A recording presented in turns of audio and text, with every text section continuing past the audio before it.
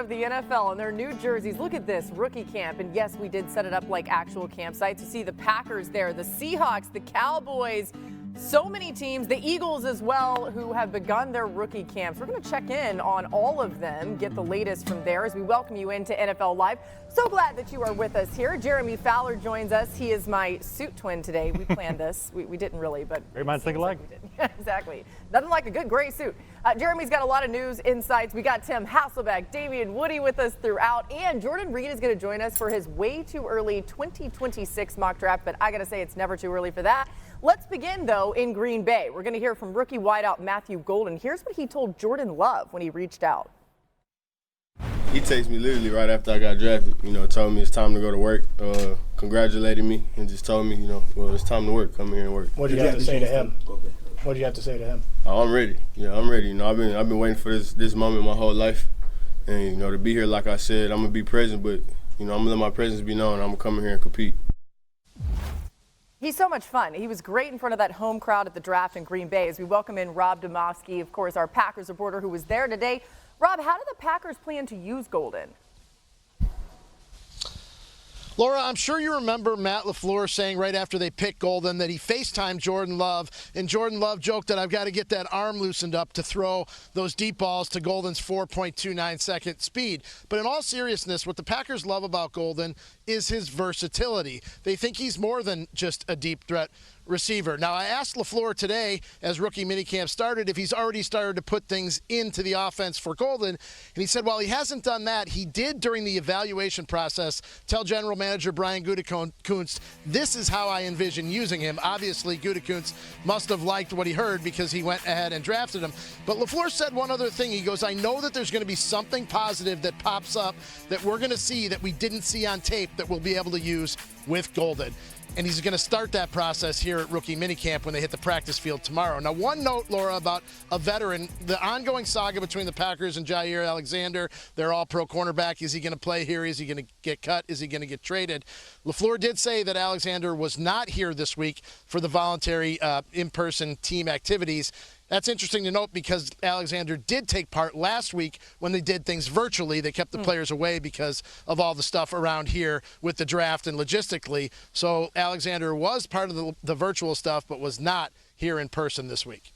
Yeah, really interesting to keep an eye on. Jeremy Fowler has an update on that in just a bit. And I must say, Rob, Lambeau's looking gorgeous today, okay, as you well know. All right, the Packers have done their best to put solid pass catchers around Jordan Love over the last 4 drafts. They've taken 7 pass catchers in the first 3 rounds, 5 wide receivers and 2 tight ends. However, Matthew Golden is the first receiver they've drafted in the first round since 2002, and it's the first time they've taken 2 wide receivers in the first 3 rounds in the common draft era. Somebody's going to say, Aaron Rodgers, saying, where was that when I was here? Anyway, Tim, a lot of receivers for Jordan Love. What do you think, though, specifically about the addition of Matthew Golden? I think it's great, because he's super talented. I mean, just watching even the highlights that we were playing there, you see his speed, and I do think he's, more versatile, as Rob Demovsky was, kind of referring in terms of the optimism, in Green Bay of what type of player he can be. And I would say, I actually think Green Bay has had a pretty good receiving core, especially when you factor in, their tight ends and the way that they've played. And so, to me, it really wasn't this glaring area of need, other than to say some of these young, productive wide receivers that they've had, they've been injured. And so because of that, I think, getting a dynamic player who's young, kind of build, into the room, I think should be really exciting for Packers fans. And so, look, they did that, but they also did other things. They still, addressed the offensive line in the 2nd and 7th round. Like, there are other things that they need to do, but I do believe the continuity in Green Bay and what they're building around Jordan Love, look, I think gives you a lot of optimism for how they're going to fare in the division. Yeah, listen, Tim brings up a lot of good points. That receiving core is going to be one of the best, one of the more young and dynamic receiving cores in the league. I think defensively, they've continued to add pieces there, and I think that defense continues needs to continue to elevate. But ultimately, this falls on Jordan Love. And when you talk about Jordan Love, you're talking about a guy who's immensely talented, sometimes can be reckless with the football. And I think if Green Bay ultimately wants to go to where they want to go and vie for a championship and win that NFC North, I think Jordan Love has to play more consistently. No one has ever questioned the talent that he has, but he just needs to be more consistent. If he can do that with all the pieces that's surrounding Jordan Love, this Green Bay Packers team is as good as anyone. Yeah, D. Wood, the Packers and Jordan Love got help with drafting Matthew Golden in the first round, breaking serious precedent. Hadn't taken a wide receiver since Javon Walker in 2002. Why did they do that? One team source told me he was, quote, too good to pass up, because I was told Golden in the process figured he would be in that sort of 10 to 22 range, as high as the Cowboys, number 12. He was considered one of the finalists among the teams that they were shaking out. So he had a top 30 visit with the team, everything. Yeah, and lucky for Jordan Love. I think everyone's going to love what Matthew Golden brings to the table. Now, we promised Jeremy an update on Jaire Alexander. You heard what Rob Domofsky said. What are you hearing about him right now? Yeah, Laura, so I was told Alexander and his camp never really expected to be traded, at least up to this point, because in early March around free agency, the team and the players started discussing some options, like, hey, let's leave the lines of communication open. If we can find a trade that makes sense for the team, we'll do that. So the player talked to some teams, the team talked to some opposing teams to see what the market value would be. A lot of those teams had interest, but they wanted to wait until after the draft. And now they're through the draft. There still isn't a lot of momentum for any sort of deal for Alexander, who, despite being a top 10 cornerback in the league for a long time, is due $17.5 million. Durability is a major issue. So the common sense here might just be that both sides can talk about a new reworked package maybe. Yeah. Perhaps the Packers can get some salary cap help, get that number down a little bit if Alexander would be willing to do that.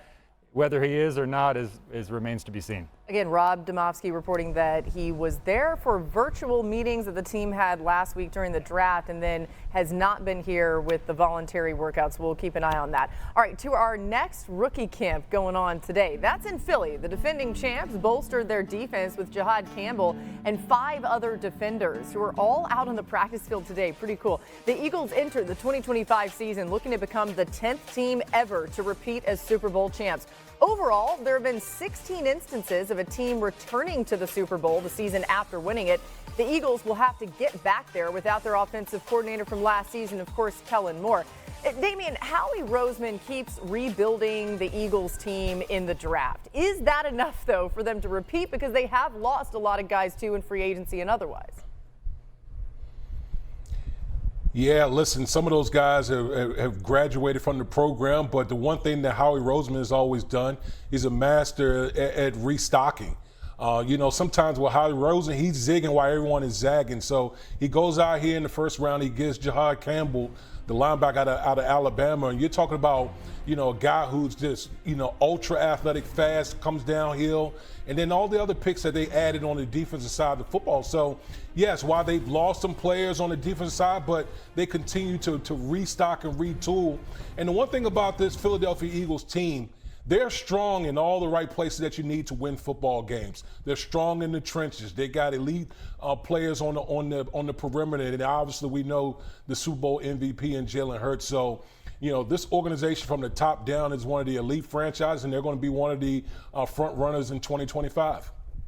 Indeed, with the retooling by taking young, talented players on defense. You mentioned Campbell. They now have at least 7 starters on the defensive side of the ball on rookie contracts. And Campbell was just great value. He is a luxury at that point, number 31 or 32 overall, falling to them essentially. I talked to several teams that saw him as a top 10 overall talent in the entire draft. It was essentially a durability issue. How long can he play based on the various injuries he's had? And he's got a shoulder issue that could cost him some time. The Eagles figure, hey, if he misses time, it's going to be great for us. That is all good. But Howie Roseman is breaking precedent here. The Eagles had not drafted a true linebacker since 1979 in the first round. They had never done it, didn't prioritize the position, typically didn't pay those players a lot. Now Zach Bond got paid, Jahad Campbell in the first round. So they are clearly trusting Vic Fangio after his Super Bowl performance to develop young players at positions he cares about, like linebacker. That was Jahad Campbell, by the way, on the screen, who you just saw wearing number 30. Tim, there's so many ways that it can go wrong for teams, right? We know how hard it is to even get to the Super Bowl. What's the biggest challenge as the Eagles try to repeat? I think surviving losing Kellen Moore. You know, I mean, the reality is a couple years ago, the Eagles lost both coordinators, and they fell apart throughout the season. And I think it was hard for Nick Sirianni to kind of manage the coordinator changes. They obviously got it right a year ago. Vic Fangio's back. We're talking about him developing young players. Look, continuity is important. And so, look, no Kellen Moore when you're coaching Jalen Hurts, I think is, you know, it's a challenge. I think Kellen Moore, what he did a great job of was bring the stuff that he was good at doing, but not abandon the stuff that Jalen had been so successful doing. And so you combine those two things together and you've got a Super Bowl winning quarterback. And so now when you make the change at that, you know, as a play caller and just, you know, the understanding between quarterback and play caller, I just think that that can be a significant change. You see some teams really struggle with it, and I think for Philadelphia it ends up being a hurdle if they want to get back to where they were a year ago.